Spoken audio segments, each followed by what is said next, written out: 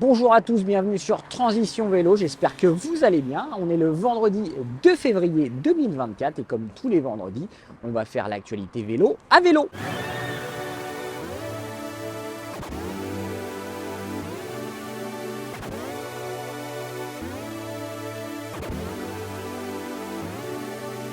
Alors on commence avec la société française Eovol qui a présenté deux nouveaux vélos électriques pliants pour 2024. Le Morning Pro avec des roues de 16 pouces et l'Afternoon Pro avec des roues de 20 pouces. Pour le reste, les deux modèles sont exactement identiques. Ils embarquent le nouveau moteur Bafang H700 qui est un moteur qui est situé dans la roue arrière et qui va embarquer un moyeu avec deux vitesses intégrées qui vont changer automatiquement. En fait, on commence à pédaler.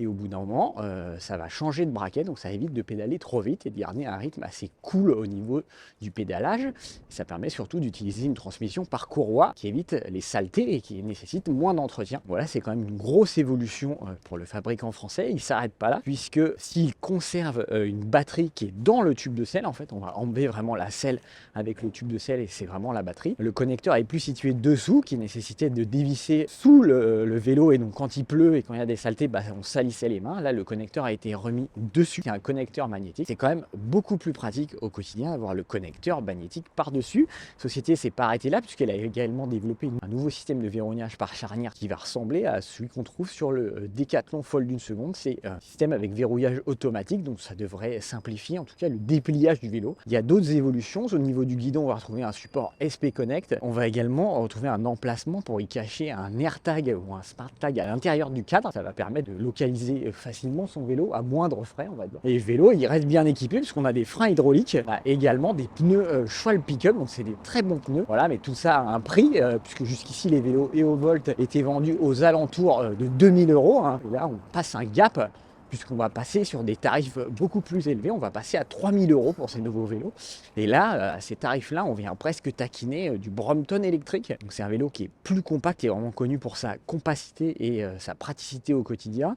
Et on va aussi venir taquiner GoCycle, qui est une marque anglaise qui fait des vélos très légers et qui bénéficie d'un moyeu à vitesse intégré à 3 vitesses. On va dire que Eovolt rentre dans la cour des grands et vient s'attaquer aux fabricants réputés de vélos pliants. Côté service, on a Dance, le loueur de vélos électriques qui est assez populaire sur Paris. On en voit beaucoup des Dance. Ils annoncent d'ailleurs 10 000 utilisateurs sur Paris. Le fondateur indique qu'il veut améliorer la rentabilité de son service. Il faut dire que les vélos sont loués pour 60 € par mois avec un engagement d'1 an. Et c'est vrai qu'on se demande comment le service arrive à être rentable avec un tarif aussi faible. Pour ce prix-là, on a également l'entretien et la réparation du vélo. Donc en cas de panne, notamment de crevaison, et il y a un service qui se déplace et qui répare le vélo. Donc ça semble quand même assez coûteux. Ils ont réussi à réduire les coûts sur Paris. Un poste qui coûtait très cher, c'était la livraison et la récupération de vélos. Ils ont automatisé tout ça. Maintenant, les utilisateurs peuvent récupérer un vélo directement dans un point de livraison sans avoir affaire à un salarié.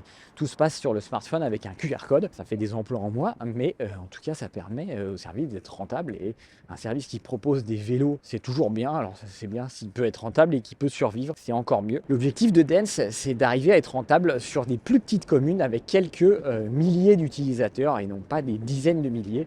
Ça, c'est un vrai challenge pour l'entreprise qui doit trouver la rentabilité encore. Côté nouveaux produits, on a Decathlon qui a présenté son nouveau vélo Draisienne 2 en 1, Discovery 500. Alors c'est le même modèle que le Discovery 900, sauf que le modèle 500 est en acier, alors que le modèle 900 était en aluminium. C'est toujours le même concept, c'est-à-dire que c'est une draisienne qui est fournie quand même avec une chaîne parfaitement carénée. Le pédalier est fourni et il s'enlève et se remet très facilement. Ça permet aux enfants d'apprendre facilement le vélo. Attention tout de même, c'est quand même un modèle 14 pouces, donc ça s'adresse aux enfants, on va dire aux grands enfants de 3 ans. On rappelle que draisienne est essentielle à l'apprentissage du vélo. C'est beaucoup mieux qu'un vélo à roulettes. Une fois que les enfants arrivent à lâcher les pieds, en fait ils savent déjà faire du vélo, c'est impressionnant, il suffit de les mettre sur un vélo, paf, premier coup de pédale, ça part et c'est vraiment bluffant. Donc voilà, foncez sur la draisienne. Ce qui concerne le modèle Decathlon, on vous conseillera plutôt le modèle 900. Le modèle 500 est vendu 150 €, le modèle 900 est vendu 180 €. Il y a 30 € d'écart, mais il y a 1 kg d'écart entre les deux. Et sur une machine qui fait 5 kg, 1 kg, c'est énorme.